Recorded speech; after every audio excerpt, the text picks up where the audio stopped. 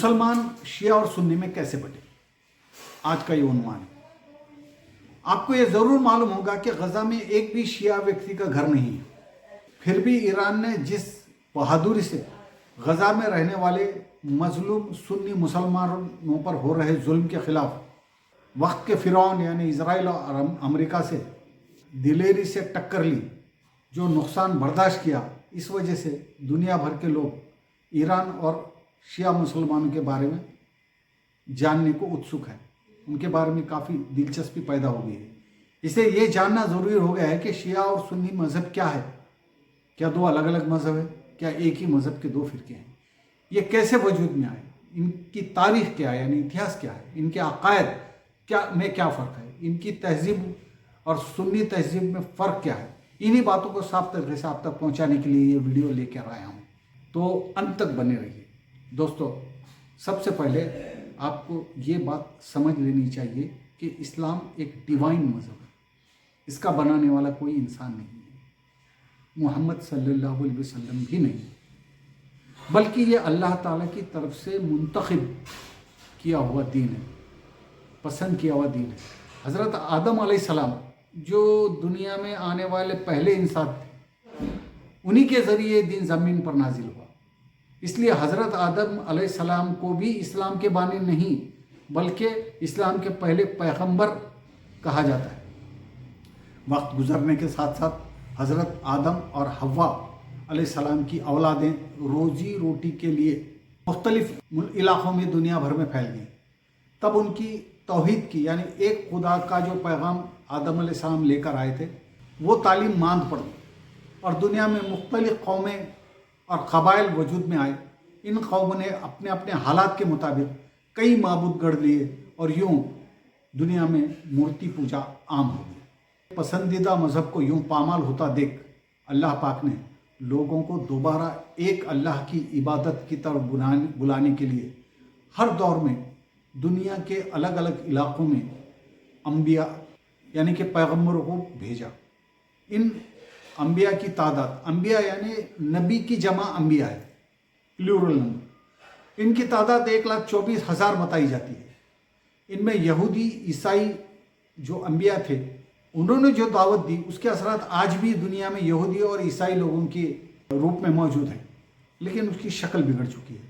وقت کے ساتھ ساتھ یہودی اور عیسائی مذہبوں میں بگاڑ اور تحریف آئی، یعنی انہوں نے اس میں بدلاؤ کیے اور ان کا عمل الہامی ہدایتوں کے خلاف ہو گیا، یعنی ایشوریہ آدیش کے خلاف ہو گئے۔ آخرکار اس بگڑے ہوئے ماحول کو دور کر کے خالص توحید کو قائم کرنے کے لیے اللہ پاک نے 7ویں صدی عیسوی میں عرب میں حضرت محمد مصطفیٰ صلی اللہ علیہ وسلم کو مبعوث فرمایا، یعنی پیدا فرمایا۔ اس لیے نبی محمد صلی اللہ علیہ وسلم کو بھی اسلام کا بانی کہنا غلط ہے۔ آپ صلی اللہ علیہ وسلم اسلام کے بانی نہیں بلکہ اسلام کو اس کی اصل شکل اور پاکیزہ روپ میں دوبارہ قائم کرنے والے آخری نبی ہیں۔ اب ان کا پیغام کیا ہے؟ ان کا پیغام یعنی اسلام کا بنیادی پیغام کیا ہے؟ دوستو، اسلام کا بنیادی پیغام 3 چیزوں پہ آدھارت ہے۔ پہلا، ایک توحید یعنی ایک اللہ کو ماننا۔ دوسرا، انبیاء کی تعلیمات کی پیروی یعنی تمام انبیاء کو ماننا اور حضرت محمد مصطفیٰ صلی اللہ علیہ وسلم کے بتائے ہوئے طریقے پہ زندگی کی بنیاد رکھنا، اس پہ ہی چلنا۔ 3، موت کے بعد کی زندگی یعنی آخرت پر یقین رکھنا۔ ان تینوں اصولوں پر مبنی ایک مثالی سماج جو انصاف اور مساوات، سمانتا پر قائم تھا، نبی کریم محمد مصطفیٰ صلی اللہ علیہ وسلم نے مدینہ میں قائم فرمایا تھا۔ لیکن 632 عیسوی میں آپ صلی اللہ علیہ وسلم کے پردہ فرمانے کے بعد جو سیاسی اور مذہبی سلسلہ آپ سے چلتا آ رہا تھا، اس کے نتیجے میں دین تو ایک ہی رہا لیکن اس کے اندر 2 بڑے مذہبی فرقے یعنی شیعہ اور سنی وجود میں آئے۔ یہ خلافت و قیادت کا مسئلہ تھا، نیترتو کا مسئلہ تھا۔ نبی کریم صلی اللہ علیہ وسلم کے بعد اسلامی سماج میں ایک اہم سوال یہ اٹھا کہ اسلام کی قیادت یعنی نیترتو کس کے سپرد کی جائے۔ اس مسئلے پر 2 الگ الگ نظریے سامنے آئے۔ سنی نظریہ یہ تھا، نبی پاک صلی اللہ علیہ وسلم کے بعد سب سے اہل یعنی یوگیہ، دانا یعنی بدھیمان اور سمجھدار صحابی کو خلیفہ بنایا جائے۔ چنانچہ انہوں نے حضرت ابو بکر صدیق رضی اللہ تعالیٰ عنہ کو پہلا خلیفہ منتخب کیا، یعنی الیکٹ کیا۔ لیکن شیعہ نقطۂ نظر اس سے مختلف تھا۔ حضرت علی رضی اللہ تعالیٰ عنہ کے سمرتھک صحابہ کا یہ خیال تھا کہ قیادت کا حق نبی صلی اللہ علیہ وسلم کے قریبی رشتہ دار حضرت علی رضی اللہ تعالیٰ عنہ کو ہے، کیونکہ وہ آپ صلی اللہ علیہ وسلم کے چچا زاد بھائی، داماد اور معتبر شخص تھے، اولین یعنی بچوں میں سب سے پہلے ایمان لانے والے شخص تھے۔ شیعہ ایک عربی لفظ ہے جس کا مطلب ہے حامی یا پیروکار، یعنی سمرتھک۔ شیعہ علی یعنی علی کے پیروکار۔ نبی صلی اللہ علیہ وسلم کے پردہ فرمانے کے بعد جو لوگ حضرت علی رضی اللہ تعالیٰ عنہ کے قیادت کے لیے سب سے زیادہ مناسب سمجھتے تھے وہ شیعہ کہلائے۔ ان کا عقیدہ تھا کہ نبی صلی اللہ علیہ وسلم نے خود حضرت علی کو رضی اللہ تعالیٰ عنہ کو قیادت کے لیے منتخب فرمایا تھا۔ بعد میں شیعہ کا لفظ خاص طور پر انہی حضرات کے لیے بولا جانے لگا، حضرت علی کے ماننے والوں کے لیے استعمال ہونے لگا۔ یوں ہی شیعہ مذہب کی بنیاد رکھی گئی یا شیعہ فرقے کی بنیاد رکھی گئی، یہ کہنا زیادہ مناسب ہوگا۔ شیعہ حضرات کا ماننا ہے کہ نبی صلی اللہ علیہ وسلم کے انتقال کے بعد حضرت علی رضی اللہ تعالیٰ عنہ کے ساتھ ناانصافی کی گئی، ان کا حق مارا گیا اور ان کا حق نہ صرف چھین لیا گیا بلکہ ان کے ساتھ ناانصافی ہوئی۔ یہی نظریات، یہی اختلاف شیعہ اور سنی تقسیم کی اصل بنیاد پڑا۔ بعد میں حضرت علی رضی اللہ تعالیٰ عنہ کے دوسرے بیٹے حضرت امام حسین رضی اللہ تعالیٰ عنہ کو امیر معاویہ کے بیٹے یعنی یزید کی غیر قانونی اور ظالم حکومت کے خلاف کھڑا ہونا پڑا۔ وہ الگ ہی اتہاس ہے، مگر سلسلہ وہی ہے۔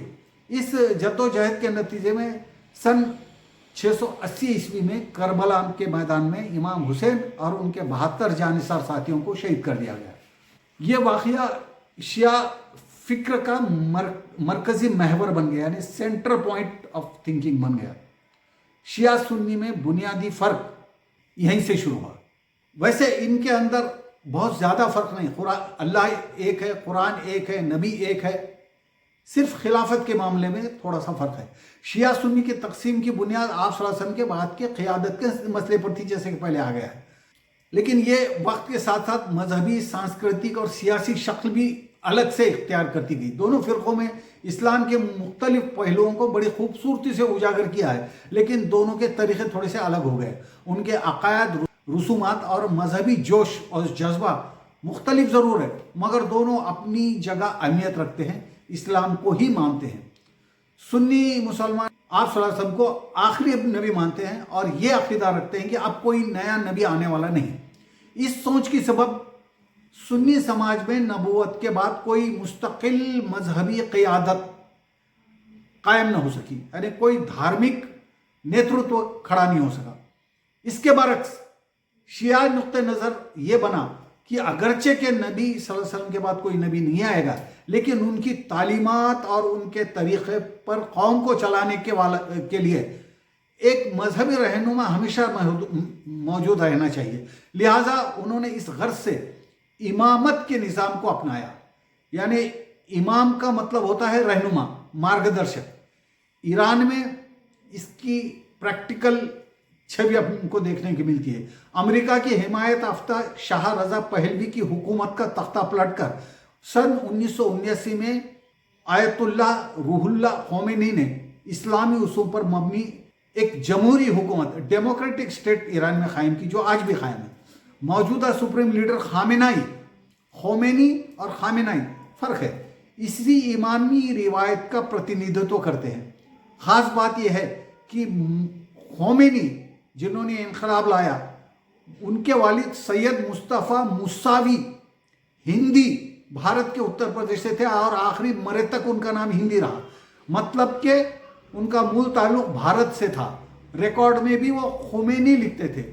ان کی ماں کا نام صافی بیگم تھا، جو ایک بھارتی شیعہ پریوار سے تھی اور لکھنؤ کی رہنے والی تھی، اور والد جو ہے وہ بھی شیعہ تھے اور وہ بھی لکھنؤ کی رہنے والے تھے۔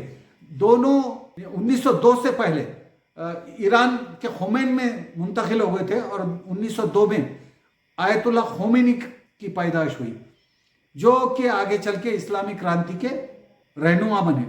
उनकी जो निस्बत है, ये भारत और ईरान के आपसी संबंधों को बड़ी मजबूत बनाती है, एक ऐतिहासिक उसको हैसियत प्रदान करती है। ये था शिया और सुन्नी का फ़र्क। मैं समझता हूँ मैंने अपनी बात आप तक पूरी तरह पहुँचा दी। अपना ख्याल रखिएगा। खुदा हाफिज़। अगरचे पसंद आए वीडियो तो कमेंट में ज़रूर अपनी बात रखिएगा। खुदा हाफिज़।